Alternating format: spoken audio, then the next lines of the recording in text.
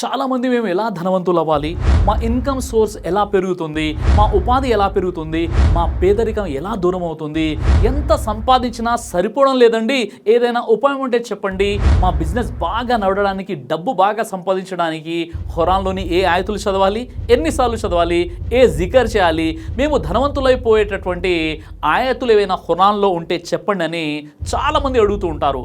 అలాంటి వారి కోసమే ఇస్లాం విలువలో కొన్ని ముఖ్యమైన విషయాలు తెలియజేస్తాను. చూడండి, రిస్క్ అంటే ఆహారం, సంపద మరియు నివాసం వంటి భౌతిక ఆస్తులు మాత్రమే కాకుండా జ్ఞానం, మంచి ఆరోగ్యం, అవకాశాలు మరియు సరైన మార్గదర్శకత్వం వంటి కనిపించని అల్లా అనుగ్రహాలు కూడా రిస్కే అవుతుంది. కానీ మనమేమనుకుంటామంటే రిస్క్ అంటే కేవలం డబ్బులు, సంపాదన, ఐశ్వర్యం మాత్రమే అనుకుంటాం. ఇది సరైనది కాదు. ప్రవక్త ముహమ్మద్ సల్లల్లాహు అలైహి వసల్లం వారు ఇలా అన్నారు, ఒక వ్యక్తి తల్లి గర్భంలో ఉండగానే అతని వద్దకు ఒక దైవదూత పంపబడతాడు. అతను రిస్క్ ఎంత సంపాదిస్తాడు మొదలగు మరికొన్ని విషయాలు తల్లి గర్భంలోనే రాసేస్తాడు. అయితే రిస్క్ ఉపాధి అనేది మనం ఎంత సంపాదిస్తున్నాం అనే దానికంటే అందులో బరకత్ ఎంత ఉంది అనేదే ముఖ్యమైనటువంటిది. ఉదాహరణకు బరకత్ లేకుండా మీకు 1000 వస్తే అవి ప్రయోజనకరం కావు. కానీ బరకత్తో నిండిన 500 రూపాయలు ఎంతో ప్రయోజనకరమైనవి. బరకత్తో నిండిన 30 సంవత్సరాల జీవితం బరకత్ లేకుండా ఉండే 70 సంవత్సరాల జీవితం కంటే ఎక్కువ ప్రభావవంతమైనది కావచ్చు. అయితే ఇప్పుడు నేను ఒక ముస్లిం ఐశ్వర్యవంతుడు అయ్యే 10 సూత్రాలు తెలియజేస్తాను. జాగ్రత్తగా వినండి.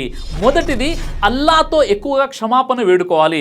ముస్నద్ అహ్మద్ హదీస్ నంబర్ 2234 ప్రకారం ఇబ్నే అబ్బాస్ ఉల్లేఖనం, ప్రవక్త వారు ఇలా తెలియజేశారు, ఎవరైతే అల్లాతో ఎక్కువగా క్షమాపణ వేడుకుంటాడో అల్లా అతనికి ప్రతి ఆందోళన నుండి ఉపశమనం ఇస్తాడు, ప్రతి కష్టం నుండి బయటపడడానికి మార్గాన్ని చూపుతాడు మరియు అతను ఊహించని మార్గాల నుండి అతనికి సహాయాన్ని అందిస్తాడు. ఇంకా అల్లాహ్ ఖురాన్లో సూరే హూద్ సూరా 11 ఆయత 3 ఇలా అంటున్నాడు, మీరు మీ తప్పుల మన్నింపు కోసం మీ ప్రభును వేడుకోండి, తర్వాత పశ్చాత్తాపంతో ఆయన వైపుకే మరలండి. ఒక నిర్ధారిత కాలం వరకు ఆయన మీకు మంచి జీవన సామాగ్రిని సమకూరుస్తాడు, ఎక్కువగా ఆచరణ చేసే ప్రతి ఒక్కరికి ఎక్కువ పుణ్యఫలం ప్రసాదిస్తాడు. అలాగే సూరే నూహ్ సూరా నంబర్ 71 ఆయత నంబర్ 10 మరియు 12లో అల్లా తెలియజేస్తున్నాడు, క్షమాపణకై మీ ప్రభును వేడుకోండి, నిశ్చయంగా ఆయన అమితంగా క్షమించేవాడు, ఆయన ఆకాశం నుంచి మీపై ధారాపాతంగా వర్షం కురిపిస్తాడు, మీ సిరి సంపదలోనూ పుత్ర సంతతిలోనూ పురోభివృద్ధిని ఒసగుతాడు, మీ కొరకు తోటల్ని ఉత్పన్నం చేస్తాడు, ఇంకా మీకోసం కాలువలను ప్రవహింపజేస్తాడు. కాబట్టి వీలైనంత ఎక్కువగా అల్లాతో పశ్చాత్తాపడుతూ ఉండాలి, అల్లా వైపు మరలాలి. కాబట్టి ఇక నుండి ఆయన అల్లాతో పశ్చాత్తాపం చెందండి, ఆయన వైపునకు మరలండి, అల్లా సుబ్హానహు వ తఆలా మీకు ఉపాధిని ప్రసాదిస్తాడు. ఇక రెండవది, హలాల్ పనులు చేస్తూ హరాం పనులకు దూరంగా ఉండాలి, అల్లాకు భయపడుతూ ఉండాలి, అంటే తఖ్వాతో ఉండాలి, కేవలం అల్లాపై మాత్రమే ఆధారపడి జీవితం గడపాలి. సునన్ ఇబ్నే మాజా హదీస్ నంబర్ 4164 ప్రకారం ఉమర్ ఇబ్నే అల్ ఖత్తాబ్ రదియల్లాహు వారు ఉల్లేఖించారు, ప్రవక్త వారు ఈ విధంగా తెలియజేశారు, ఒకవేళ మీరు అల్లాపై ఆధారపడితే ఆయనపై నమ్మకంతో ఉన్న వారికి ఆయన పక్షులకు ఆహారం ఇచ్చినట్లే మీకు కూడా ఆహారం ఇస్తాడు, అవి ఉదయం ఖాళీ కడుపుతో బయటకు వెళ్ళి కడుపు నిండా తిని తిరిగి వస్తాయి. అలాగే ఖురాన్లోని సూరే అత్-తలాక్ సూరా నంబర్ 65 ఆయత నంబర్ 2 నుండి 3లో అల్లా ఈ విధంగా అంటున్నాడు, ఎవడైతే అల్లాకు భయపడుతూ మసలుకుంటాడో అతనికి అల్లా సంక్షోభం నుండి బయటపడే మార్గం కల్పిస్తాడు, అతను ఊహించనైనా లేని చోటు నుండి అతనికి ఉపాధిని సమకూరుస్తాడు, అల్లాపై భారం మోపిన వానికి అల్లాహియే చాలు, అల్లా మీ ఊహకు కూడా అందనటువంటి ప్రదేశం నుండి మీకు ఉపాధినిస్తాడు. అంటే ఇక్కడ కండిషన్ ఏంటంటే మనం ఏ చోట ఉన్నా కూడా అల్లాకు భయపడుతూ తఖ్వాతో జీవితం గడపాలి. ఇక మూడవది, అల్లా మార్గంలో ఖర్చు చేయడం మరియు స్తోమత మేరకు దాన ధర్మాలు చేసే ప్రయత్నం చేయాలి. దాన ధర్మాలు అనేవి చిన్నదైనా లేదా పెద్దదైనా మన సంపదను శుద్ధి చేస్తుంది మరియు మన జీవితాల్లోకి అల్లా అనుగ్రహాలను, బర్కత్ను తీసుకొస్తుంది. సహీ ముస్లిం హదీస్ నంబర్ 2588 ప్రకారం అబూ హురైరా ఉల్లేఖించారు, ప్రవక్త వారు ఈ విధంగా అన్నారు, దాన ధర్మాలు సంపదను తగ్గించవు. అలాగే ఖురాన్లోని సూరా బఖరా నంబర్ 2 ఆయత 261లో అల్లా అంటున్నాడు, అల్లా మార్గంలో తమ ధనాన్ని ఖర్చు చేసే వారి ఉపమానం ఇలా ఉంటుంది, ఒక విత్తనాన్ని నాటగా అది మొలకెత్తి అందులో నుంచి 7 వెన్నులు పుట్టుకొస్తాయి, ప్రతి వెన్నులోనూ 100 గింజలు ఉంటాయి.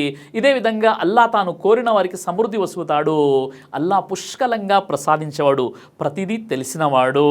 అలాగే సూరే సబా సూరా నంబర్ 34 ఆయత నంబర్ 39లో అల్లా అంటున్నాడు, అల్లా మార్గంలో మీరు ఏది ఖర్చు చేసినా ఆయన దానికి సంపూర్ణ ప్రతిఫలం ఇస్తాడు. ఆయన అందరికన్నా ఉత్తమ ఉపాధి ప్రదాత. మన దగ్గర ఎంత స్తోమత అయితే ఉంటుందో అంతలోనే దాన ధర్మాలు చేసే ప్రయత్నం చేయాలి. ఈ విధంగా దాన ధర్మాలు ఎక్కువ చేయడం ద్వారా మన జీవితంలో ఉపాధి అనేది పెరుగుతుంది. ఇక ఖురాన్లోని సూరా బఖరా 2:245లో అల్లాకు మంచి రుణం ఇచ్చేవారు మీలో ఎవరైనా ఉన్నారా, దాన్ని ఆయన ఎన్నో రెట్లు పెంచి తిరిగిస్తాడు. ఉపాధిని తగ్గించేవాడు పెంచేవాడు అల్లాహే. కడకు మీరంతా మరలిపోవలసింది ఆయన వైపునకే. ఇక 4వది అల్లాతో దువా చేయాలి మరియు అల్లా ఆరాధన విషయంలో స్థిరంగా ఉండాలి. ఇబ్నే మాజా హదీస్ నంబర్ 925 ప్రకారం ఉమ్మే సలమా ఉల్లేఖించారు, ప్రవక్త ముహమ్మద్ సల్లల్లాహు అలైహి వసల్లం వారు ఉదయం ఫజర్ నమాజ్ ముగిసిన తర్వాత సలాం పలికిన తర్వాత ఇలా అనేవారు, అల్లాహుమ్మ ఇన్ని అస్అలుక ఇల్మన్ నాఫియన్ వ రిజ్కన్ తయ్యిబన్ వ అమలన్ ముతకబ్బలన్. ఓ అల్లా, నేను నిన్ను ప్రయోజనకరమైన జ్ఞానం, మంచి హలాల్ ఉపాధి మరియు నీ ద్వారా స్వీకరించబడే మంచి పనులను అడుగుతున్నాను అని చదివేవారు. సహీ ముస్లిం హదీస్ నంబర్ 2577 ప్రకారం ఒక హదీసే ఖుదీసీలో ప్రవక్త వారు ఇలా అన్నారు, ఓ నా దాసులారా, మీలో మొదటి వారు మరియు చివరి వారు, మీలో మానవులు మరియు జిన్నులు ఒకే చోట లేచి నన్ను వేడుకున్నా మరియు నేను ప్రతి ఒక్కరికి వారు కోరినదంతా ఇచ్చేసినా నా దగ్గర ఉన్నది తగ్గదు. సూది సముద్రంలోని నీటిని తగ్గిస్తుందా? అల్లా మనం ఆయనతో మాత్రమే ప్రార్థన చేయడాన్ని మరియు ఆయనతో మనకున్న అవసరాన్ని వ్యక్తపరచడాన్ని ఇష్టపడతాడు.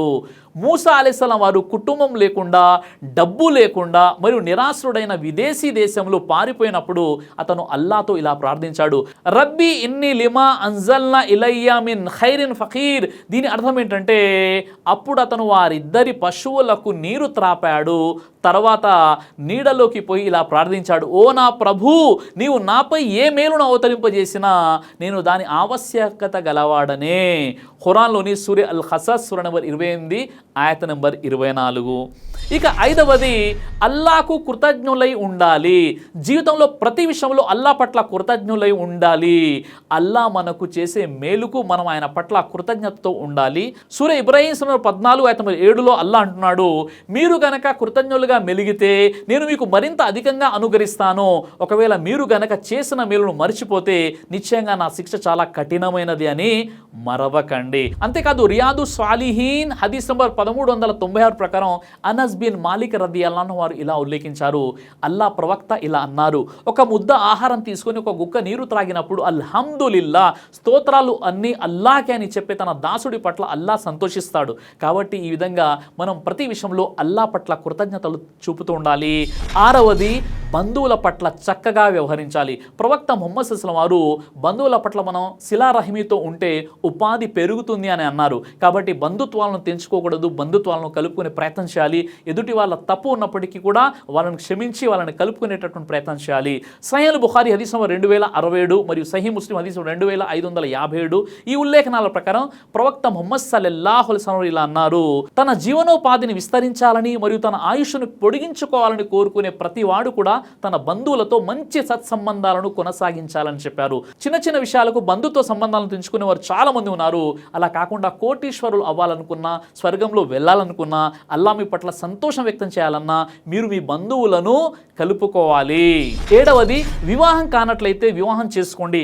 అల్లా ఖురాన్లోని సూరా నూర్ సూరా నంబర్ 24 ఆయత 32లో మనకు ఇలా చెబుతున్నాడు, మీలో వివాహం కాకుండా ఉన్న స్త్రీ పురుషుల వివాహం చేయండి, అలాగే మంచి నడవడిక గల మీ బానిస స్త్రీల వివాహం కూడా జరిపించండి.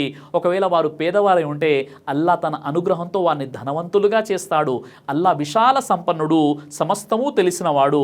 సునన్ తిర్మిజీ హదీస్ నంబర్ 1655 ప్రకారం నిఖా చేసుకున్న వారికి అల్లా సహాయం ఉంటుంది. అంటే ఒక వ్యక్తి వివాహం చేసుకోవడం ద్వారా తన జీవితంలో బరకత్ అనేది ఉంటుంది. కాబట్టి వివాహం చేసుకుంటే అల్లా యొక్క కారుణ్యం మరియు బరకత్ శుభాలు అతని జీవితంలో ప్రవేశిస్తాయి. ఇక 8వది పాపాలను వదిలివేయడం ద్వారా ఉపాధి అనేది పెరుగుతుంది. మన ద్వారా పెద్ద పెద్ద పాపాలు, చిన్న చిన్న పాపాలు జరుగుతూనే ఉంటాయి. వాటిని వదిలేయాలి. ఇక నుండి ఆయన చేసిన పాపాలకు పశ్చాత్తాపం చెంది వాటిని వదిలివేయాలి. సునన్ ఇబ్నే మాజా హదీస్ నంబర్ 4022 ప్రకారం ఒక వ్యక్తి చేసే పాపం ద్వారా అతని జీవనోపాధి లేకుండా పోవచ్చు. పాపాలలో అతిపెద్ద పాపం షిర్క్. ఈ పాపానికి మనం దూరంగా ఉండాలి. ఇక 9వది ఉపాధి కోసం ఉదయాన్నే బయలుదేరాలి. ఫజర్ నమాజ్ తర్వాత ఏ పనైనా మొదలు పెడితే దానిలో బరకత్ అనేది ఉంటుంది. తిర్మిజీ హదీస్ నంబర్ 1212, అబూ దావుద్ హదీస్ నంబర్ 2606 ప్రకారం ప్రవక్త వారు ఉమ్మత్ కోసం ఉదయం పూట బర్కత్ రావాలని దువా చేశారు. ఇక 10వది ఉమ్రా మరియు హజ్ కోసం వెళ్ళండి.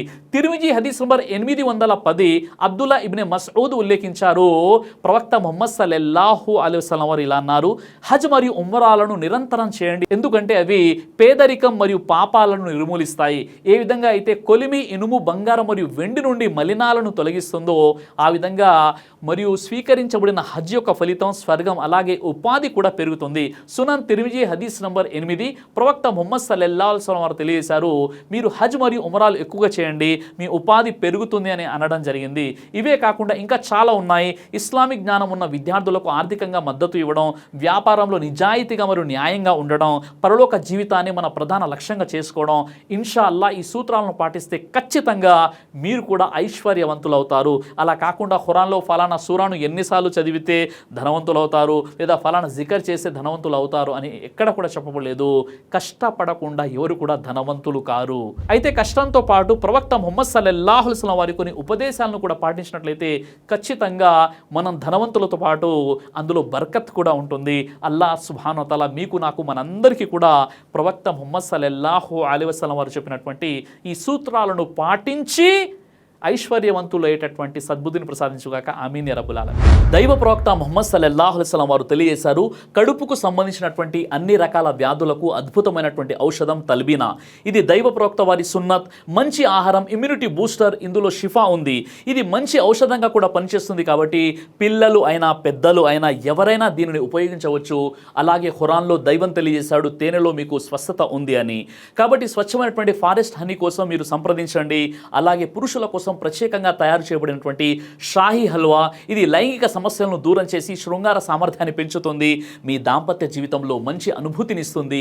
ఇందులో ఎలాంటి సైడ్ ఎఫెక్ట్స్ లేవు. ఇది కంప్లీట్గా హెర్బల్ ప్రొడక్ట్స్తో తయారు చేయబడినటువంటిది. కాబట్టి స్క్రీన్పై కనిపిస్తున్నటువంటి ఈ నెంబర్స్కి కాల్ చేసి మీరు ఇప్పుడే ఈ ప్రొడక్ట్స్ని ఆర్డర్ చేసుకోవచ్చు. కొరియర్ ఫెసిలిటీ కూడా ఉంది. ఆలస్యం ఎందుకు, వెంటనే ఆర్డర్ చేయండి.